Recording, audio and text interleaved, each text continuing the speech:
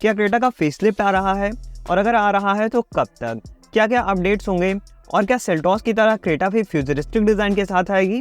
तो आज के इस वीडियो में मैं आपके सारे सवालों का जवाब दूंगा और क्रेटा फेसलिफ्ट से रिलेटेड सारे डाउट्स क्लियर करके जाऊंगा। लेकिन उसके लिए आपको वीडियो को लास्ट तक देखना पड़ेगा, सारी चीज़ें एक ही वीडियो में समझ में आ जाएंगी। सबसे पहला सवाल, क्या क्रेटा का फेसलिफ्ट आ रहा है? तो नहीं भाई, क्रेटा का पूरा नया जनरेशन आ रहा है। जी हाँ, होंडा अपने क्रेटा के नए जनरेशन को लेके आने की तैयारी में है। अब इस चीज़ को लेकर बहुत सारे लोगों ने कहा कि इतनी जल्दी क्या थी, अभी तो कुछ साल पहले उसका फेसलिफ्ट आया था, अब इतनी जल्दी क्यों थी वो तो मैं आपको बताऊंगा। लेकिन उससे पहले बता दूं कि ये जो नेक्स्ट जनरेशन होने वाला है ना क्रेटा का, ये पूरी तरह से क्रेटा को चेंज कर देगा। यानी जो क्रेटा आज देख रहे हो, अगर उसके सामने नेक्स्ट जनरेशन क्रेटा खड़ी हो जाएगी तो आप कहोगे कि ये होंडा की क्रेटा के ऊपर की सेगमेंट की गाड़ी है, ये क्रेटा हो ही नहीं सकती। तो हाँ भाई, डिज़ाइन वगैरह तो चेंज होगा है, लेकिन उसके साथ ही साथ इसका प्लेटफॉर्म भी पूरी तरह से अपडेट होने वाला है। क्योंकि अभी क्रेटा जिस प्लेटफॉर्म पे बेस्ड है ना, वो K2 SP2i ऐसे ही कुछ प्लेटफॉर्म है, उस पे ये बेस्ड है। और वो प्लेटफॉर्म सेफ्टी के हिसाब से भी उतना सही नहीं है।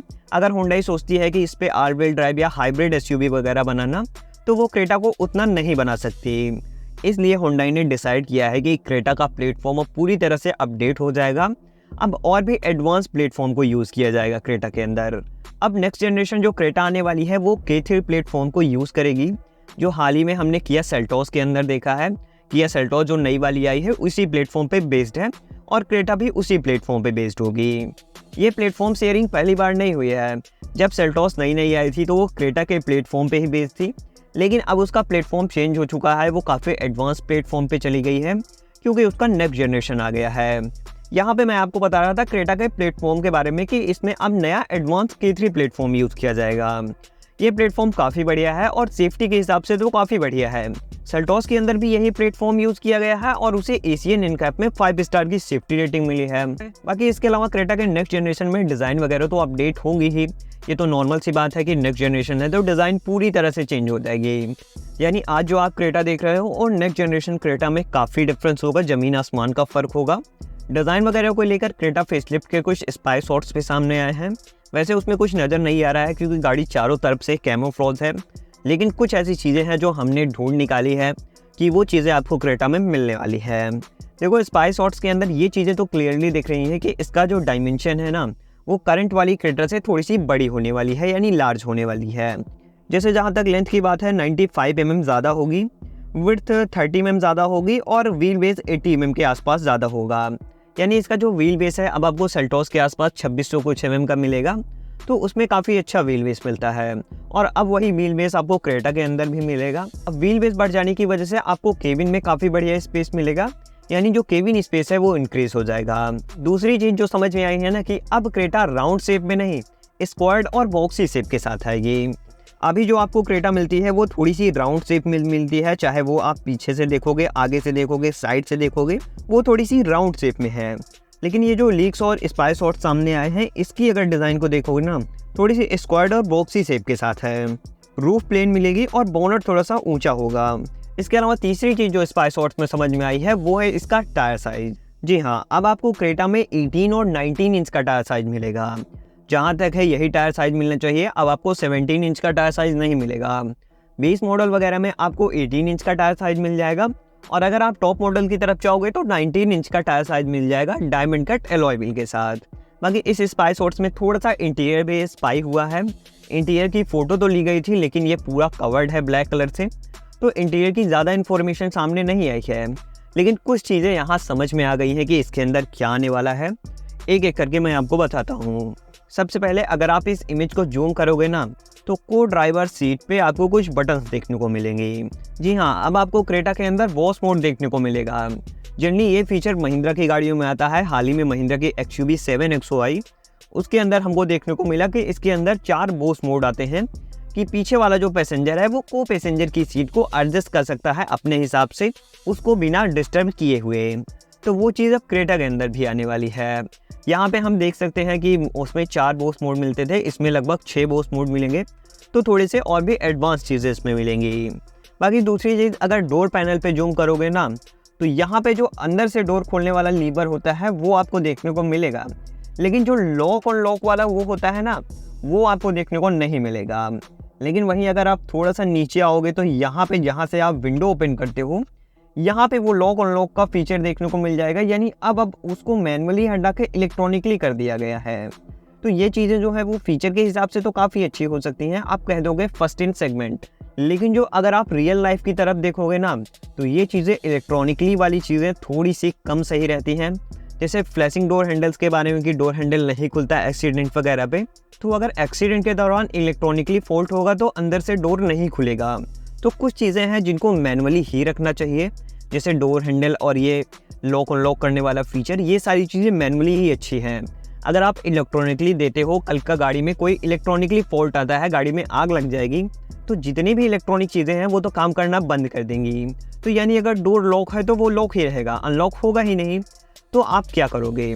तो ये सारी चीज़ें मैनुअल ही रखना सही है, इसमें ज़्यादा छेड़छाड़ नहीं करनी चाहिए। बाकी इसके अलावा जो ड्राइवर साइड विंडो के कंट्रोल्स वगैरह रहेंगे, ORVM के कंट्रोल वगैरह, वो सारी चीज़ें सेम ही रहेंगी, उसमें आपको ज़्यादा डिफरेंस देखने को नहीं मिलेगा। लेकिन अगर वहीं आप ड्राइवर साइड के डोर पे देखोगे तो आपको 2 बटन्स देखने को मिलेंगे। वो अब बटन क्लियरली दिख नहीं रहा कि किस चीज़ का है, लेकिन जहाँ तक हो सकता है ये मेमोरी सीट फंक्शन की बटन है, क्योंकि वहाँ पे मेमोरी सीट फंक्शन का ही बटन दिया जाता है।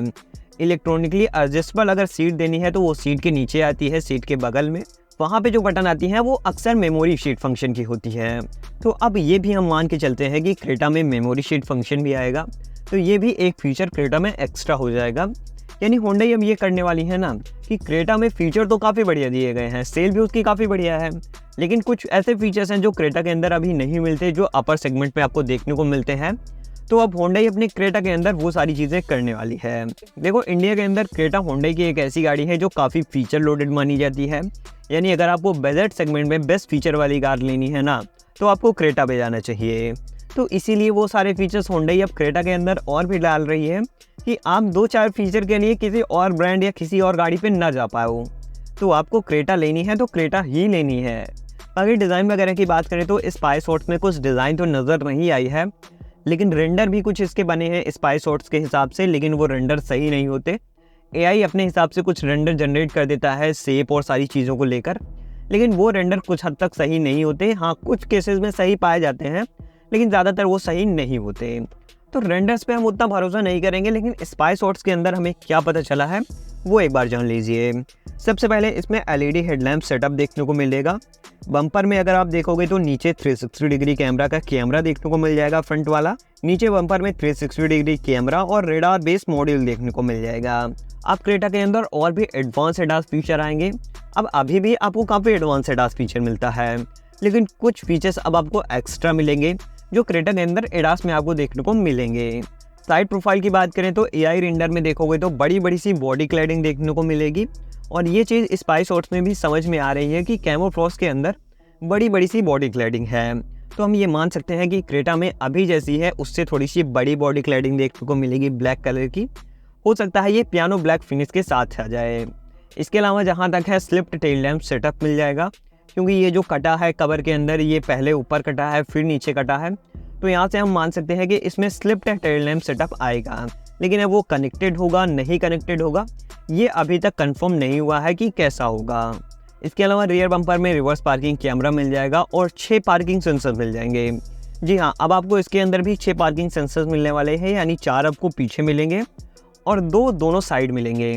जैसा हमने सेल्टॉस के अंदर देखा है सेम वैसे ही सारी चीज़ें मिलने वाली हैं। बाकी इंटीरियर के अंदर वही सेल्टॉस वाला स्क्रीन देखने को मिलेगा, डिजिटल इंस्ट्रूमेंटेड क्लस्टर सेम वही वाला मिलेगा और इंफोटेनमेंट सिस्टम भी सेम वही वाला मिलेगा। और जहाँ तक है डिज़ाइन में थोड़ा बहुत अपडेट हो सकता है, बाकी जो एलिमेंट्स वगैरह है ना वो सेल्टॉस वाले ही आपको ज़्यादातर देखने को मिल सकते हैं इसके अंदर भी। बाकी अब बात कर लेते हैं मेन चीज़ इसके इंजन के बारे में। तो देखो, अभी इसमें जो इंजन है उसको एज अ कंटिन्यू किया जाएगा, 1.5 पेट्रोल 1.5 डीजल, वो सारी चीज़ें एज अ कंटिन्यू की जाएंगी, उसमें कोई डिफरेंस नहीं होगा। बाकी इन इंजन के अलावा आपको एक और इंजन मिल सकता है 1.5 लीटर पेट्रोल इंजन के साथ हाइब्रिड सिस्टम। जी हाँ, अब इसमें हाइब्रिड इंजन आने के काफ़ी सारे चांसेस हैं। बहुत सारे बड़े बड़े न्यूज़ चैनल्स ने बताया है कि इसमें हाइब्रिड इंजन आने के 90% चांस है कि क्रेटा में अब हाइब्रिड इंजन देखने को मिलेगा।